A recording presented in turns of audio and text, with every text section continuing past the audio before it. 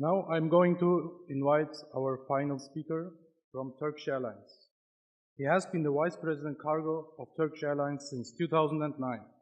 Before he worked as a Business Development Manager at Vintage Corporation in New York. Welcome, Serdar Demir.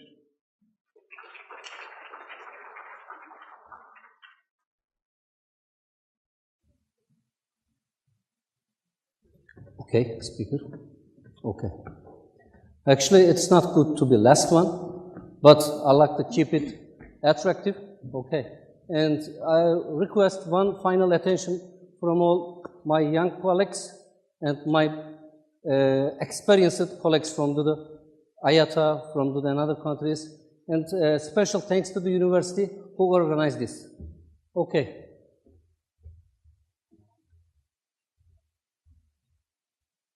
Some of those slides, my friends, they mentioned it, so I'm not going to spend time.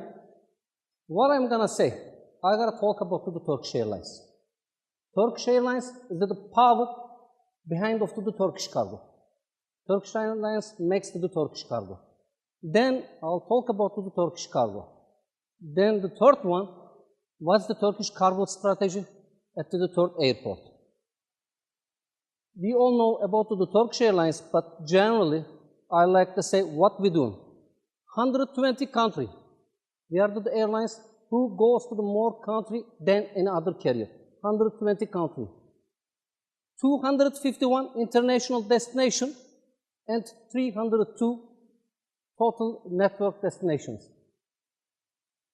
And basically, if you pick the map, wherever you like to go, Turkish Airlines is the best carrier who will take you there. Our focus is the Europe. In Europe, for the three countries, we fly everywhere in Europe. Especially Germany, weekly, we have more than 500 flights. I mean, I can't find a bus from my house to Taksim that much. But 500 weekly flights from Istanbul to Germany. I like to mention Africa. Africa is important to Turkish Airlines and Turkey because we focus on the Africa. We know Africa is the new future, and Turkish Airlines is the carrier who go to the more destinations in Africa. So whoever say in Africa, they know Turkish Airlines is the #1 in Africa. Also, we go to the Middle East, 34 destinations, and 35 destinations. Also, we go to the Asia and Far East, 11, total 17 destinations, total South and North America. Okay, those are the numbers, our passenger numbers. Growing well, it will be much bigger and much better, but 2017, domestic and international, totally 78 million passengers we carry. And I like to mention about the new plans. New plans are important to us. How we organize, how we grow, how others can't grow, what's the strategy behind of it? We look at the future and we say where we are now, where we gotta be 5 years later, 10 years later, 20 years later. This is for 2023, but I have on the hand for 2035, 2050. 2023, that's the world and Turkey numbers. 4.2 million passengers, 240 million passengers for Turkey. We are expecting. But half of it we'll have it, 2023. Half of it, maybe more than half of it, we like to have. And 2023, $30 billion USD. That's what we like to achieve. And fleet, number of the plane, over 500 planes. Actually, this is my theory. I mean, what they mentioned before than me, too much capacity, too much plane, less demand. So what's going to be with that much plane? What I believe, you will be big guy or you are not going to be there. Because you can't say, yes, that's good enough for me, let me stay here, I don't want a more carrier, I don't want to have more plane, let me keep it here, but the others are growing. If you grow, you can stand. If you can't grow, you'll be eliminated, you'll not be there. This is our fleet development. And so far, 338 fleet. As I mentioned it, 2023, we have over 500 planes. I mean, last year, it was very difficult year for Turkey and also for Turkish Airlines. Yes, we have suspended some of our operations. We have difficulty. But the big picture, this big picture, it's never changed. Yes, 120 million, 30 billion USD, we will catch all those numbers. Whatever we missed this year, we'll catch it up. That's what we're working on. And that's our fleet. Wide body, freighter, and narrow body. There are three types of plane for the cargo. Narrow body, wide body, the big planes, and the freighters. Totally, we have 13 freighters. 9 of them belong to us. 4 of them are wet lease, but 2 big planes, 2 big freighters are on the way. That's how we carry our cargoes. And you remember this picture because this is a very important picture. You can see almost every flight, but I like to mention narrow body range. This is one of the biggest advantages of the Turkey. From the primary school, everybody say Turkey geographic location, Turkey's geographical location is important. This is really where we see the results. Istanbul, narrow body, you can fly more destination than any other carrier. And wide body, as my colleagues mentioned, 95% of the population, we can go. Hub connection, this is very important. This is about network. Everybody say you have the good network, you have the good connection. Our Istanbul, our network, our importance of the geographical location, they gave us this connection ability, capability. I mean, if you look at the second, third, and fourth hub connections, Istanbul is much better than the other connection hubs. This is very important. Also, Mr. Abdullah mentioned about it. Just a few words I'd like to mention about the economy. First, people move. Then, trade move. Then, economy move. How this happen? For example, when Turkish Airlines fly to one country on the passenger side, next year, export blooming at least 50–60%.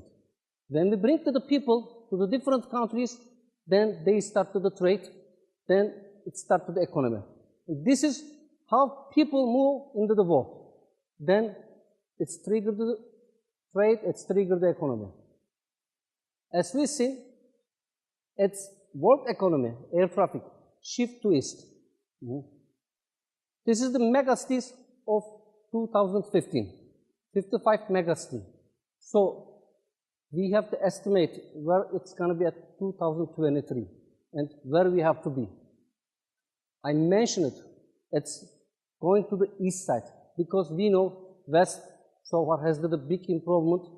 Right now, east is coming 2035, sorry, 93 megacities. Look what changed here, 55, 93, mostly east side. East is coming up, so we focus on the east side. And that's the logistics center of the gravity. We'll see, I'm not going to mention it again, it's also going to the east side. So what about the tonnage? What about the cargo?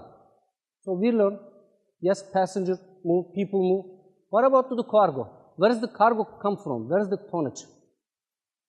44% of the total cargo at the world come from Far East. And 24% it's come from Europe, 20% come from the US. I mean, not US, South and North America. So where we are? What about the Turkish cargo? Yes, we say a little bit about Turkish Airlines. We said a little bit about the Turkish economy. What's Turkish cargo doing? I mean, so far, we did great. 2016, almost 900,000 tons. What we planning this year? It's 950, but we planning over 1 million ton. If we go over 1 million, it's a Champions League. And this year, yeah, it's a 950, but we target over 1 million ton. Easily, 2017, it's not going to be 950. Yes, they said 950, but we promise we target 1 million ton and will be on the big league at the end of this year. Every year, Turkish cargo grows 20% approximately, between 15 to 20. At the end of the 5 years, it makes approximately 250, 300%. This is very important. I like to talk about it. What is the market share? Market share is that actually, if you are the carrier, you only bring your cargo from Turkey to other destinations, and you only bring your cargo from the China, Far East, wherever, only from China to Turkey or Turkey to China, you are the local player. If you want to be the global player, you have to get into the big market. What is that? You have to bring cargo from China to Germany, from Johannesburg to US. I mean, you have to be into the world market. And if you are into the world market, if you have the market share into the world market, that makes you the global player. And you may increase your tonnages, you may increase your numbers, revenues, you may increase your profits, but at the end, how big player you are, what's your market share?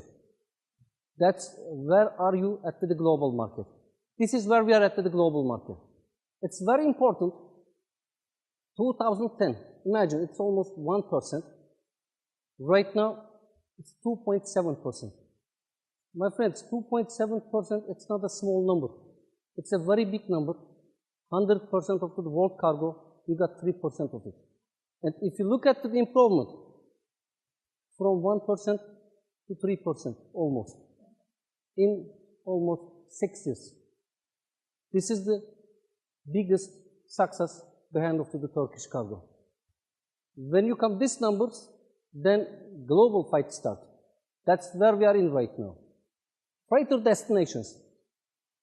Actually, Turkish Airlines, when they make their plans, their network, they do it according to the customer, according to the passenger needs.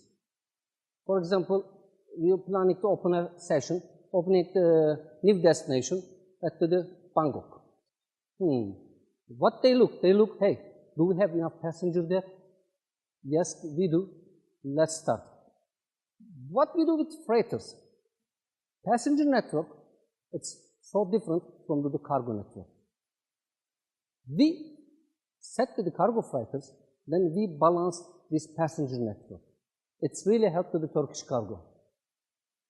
And transit ratio, I like to mention about the transit ratio. As what I mentioned, market share, very important. Transit ratio is mean that, many of you may know, it is the cargo belong to the Turkey, or it's the cargo belong to the worldwide. It's not coming to you.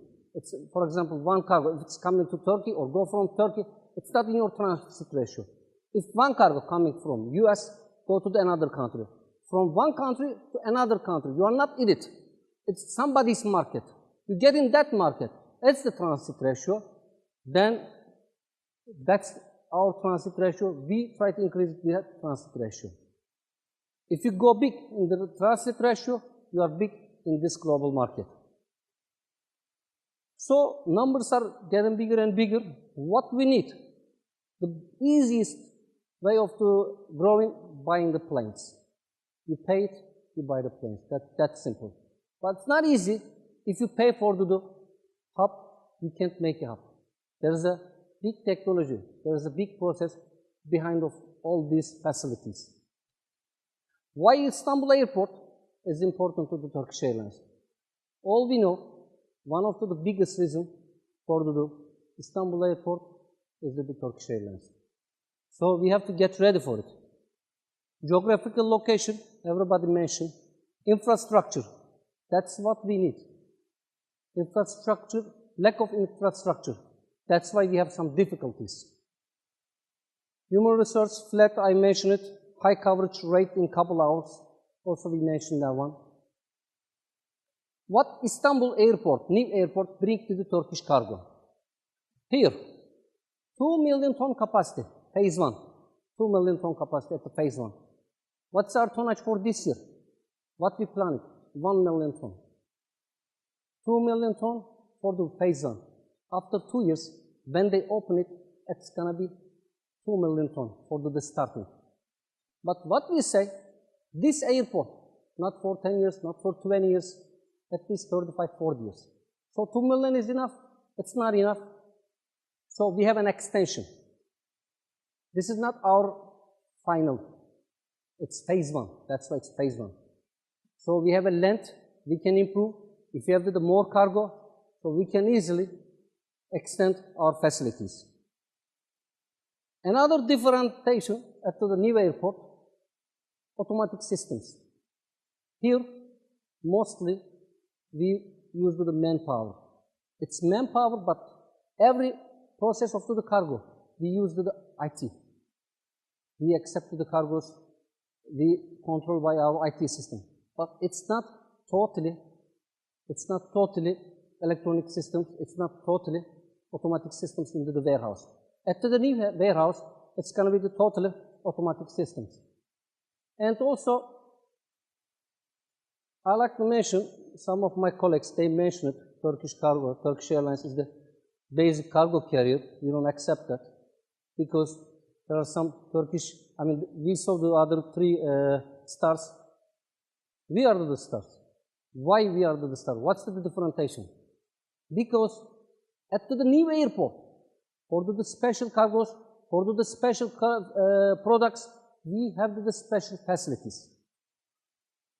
For the perishables, it's very important. Turkey right now export one of the world's biggest fish exporter. So we have to support that. So we have the special perishable facility in our new terminal. E-commerce is blooming. So we have a special e-commerce facility in our new warehouse. Live animals, race horses, African exotic horses, animals, will carry all those, and we have special facilities for all those cargoes. And importance of the single hub, not only facility-wise, also center of all flights. For example, in Germany, for one carrier, there is 2 hubs. Imagine that, for example, Turkish Airlines use Atatürk Airport at Sabiha Gökçe at the same time. It's not efficient. So, if you want to use the one hub, you need a big hub. You need a good connection. It gives you the flexibility. It gives you frank dip. It gives you the penetration. And more cargo, more passenger from one hub, it makes your connection times are shorter. So, shorter connection time, what people want, what cargo want. And I like to compare the big hubs. Dubai, England, Hong Kong, yeah, they have the big hubs. For example, Dubai, 87, almost 90,000 square meters. England, Hong Kong, there are 2 in Hong Kong actually. So, 2 million ton. This is for the new hub actually, not the current one. That's what we're gonna have in our new airport. And effects on competition, what we expect, will be on the same league.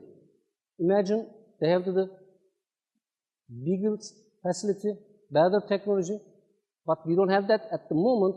But when we have this, so we'll be into the same league, same equipment, so it's going to be much better for our competition. This is about IT. I'm not going to talk about IT much, but I like to mention 2 things again. In order to make your company, in order to make your career, or in order to make whatever you do much better, there are 3 elements, and you have to work on it. And they call it head, hand, and heart. Head, and heart. In cargo facility, in aviation, hand means facility. Hand means manpower. So if you have the good facility, if you have the good infrastructure, so you are not going to worry about your operation. What's HAT means? HAT means IT. Whatever you do in the new century, it doesn't matter which business you are in, even you are the bakery, maybe IT help your bakery, how it help, you have the internet sales maybe. But imagine if you are industry, you need the IT, and Turkish Cargo totally changed its IT infrastructure. It took 2 years to change our IT structure. And 2 years ago, we made a new facility in Atatürk Airport. It took 1 year. Spent almost $100 million. It took 1 year to make this facility. But IT infrastructure, it took 3 years. It's very difficult to change the IT infrastructure and the IT philosophy in your company. So facility and IT had, what about to the heart? Heart is the people, your people, motivated people, trained people, educated people. Whatever you have, if you don't have the right people, people who like what they do, people who work on their works, and every morning, yes, I like to go to my company, and you don't need to order too much. That's the people you need, trained people you need, motivated people you need. People who work in Turkish Airlines, they love Turkish Airlines. That's one of the big reasons why Turkish Airlines growing so fast. Basically, I mean, new airport will help to the Turkish Airlines, and as I mentioned, one of the biggest reasons for the third airport is the Turkish Airlines. We know we have to work hard to get this airport. Thank you so much, because time is up. Okay.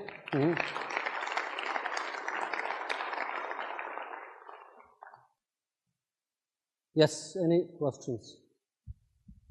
I mean, I will make the same question for Ayata. I mean, we have been speaking a lot about cargo being like the bad boy of the airlines. What is the situation in Turkish Airlines? I mean, how is the culture looking at passenger side of the airline versus cargo side? Actually, as I mentioned, in Turkish Airlines, before, it's on, in the airline business, extra the passenger is at the front row. Okay. All strategy, they do according to the passenger. But last 5 years, Turkish executive management, the board, they really focus on cargo. That's why we buy new freighters. That's why for 4 years, we spent $100 million for 4 years. Imagine, we spent $100 million for the new facility, and next year, we will move from this facility. So we lost $100 million? No, we didn't. If we didn't have that facility, we were not going to catch this growth. So if they focus passenger and cargo, it will go much better. And Turkish Cargo, the revenues of the Turkish Airlines, 10% come from the Turkish Cargo. That's a big number. Thank you, I think that's enough. Yes.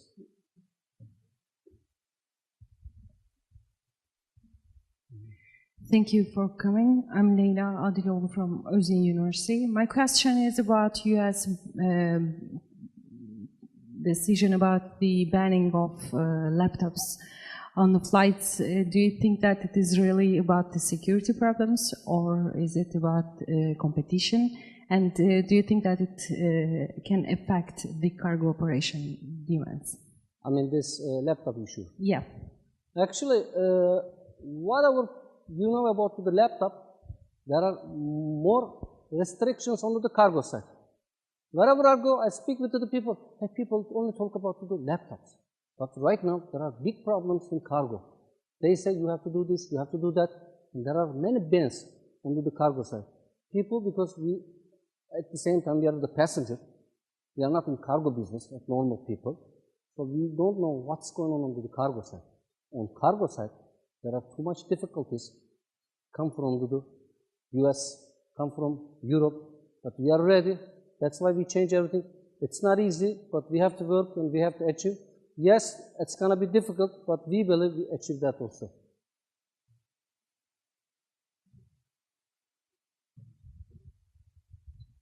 As one of the sector players, in your presentation you mentioned you are planning to reach 120 million passengers. Yes. By 2033. Yes. Sorry, 2023. Mm-hmm. According to the planning of the new airport, I mean, it can easily reach up to 150 million passengers. Mm-hmm. So that means the new airport will not be a challenge for us. So we do have to make a replanning according to your expectation. Yes, good question. What I said, one of the big reason for this airport is the Turkish Airlines. So 120 million people, I mean 120 passengers, 120 million passengers we mentioned, but thanks God they have an extension. So we will push them. We have an extension. You can extend your third airport. So it's difficult target to gain, but we gotta work on it. Yes, we know on it. But imagine 6 years ago, we have the 1% from market. Right now, 3%. We triple it. So just we have to do what we have to do. Yes, please. I will continue the same question that my colleague Leyla asked. As much as I know, first of all, I love cargo. I prefer Excellent. cargo to passenger. I used to be an ex-Dubai manager of Turkish Airlines, so my load factor was 99.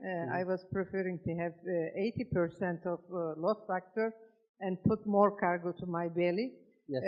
Because cargo doesn't complain as much as the passenger complains. If I come back to the ban issue, this laptop ban issue, which we are also focusing as a Istanbul Bar Association on that subject. We are going to hold a big conference on that subject. As much as I know, there is a restriction to carry such as a cargo, the laptops, because it is including the lithium batteries and it may cause a danger. Let me correct. Okay. You can carry laptops and cargo, but you can't carry batteries. You can, separate them. Yes, we also carry the batteries, but you can't carry some certain amount of the battery. Batteries has the problem. There's a restriction on the battery. As much as I know, EASA's last decision, European Safety Agency, was announcing carrying the laptops on cargo cabin may cause more danger than carrying on in cabin, because if the fire caused from the laptops, if it happens in passenger department, you can easily understand. I understand. That. If they worry, maybe they gotta change their idea. Then they allow to carry the laptops on the board. Hopefully, this is IATA is here. Stefan, yes. You heard about it. Okay, this is responsible for them. Yes. So as Turkey, we say it's much more dangerous. This is only a commercial decision. Yes, I guess actually it's not commercial. It's a safety item.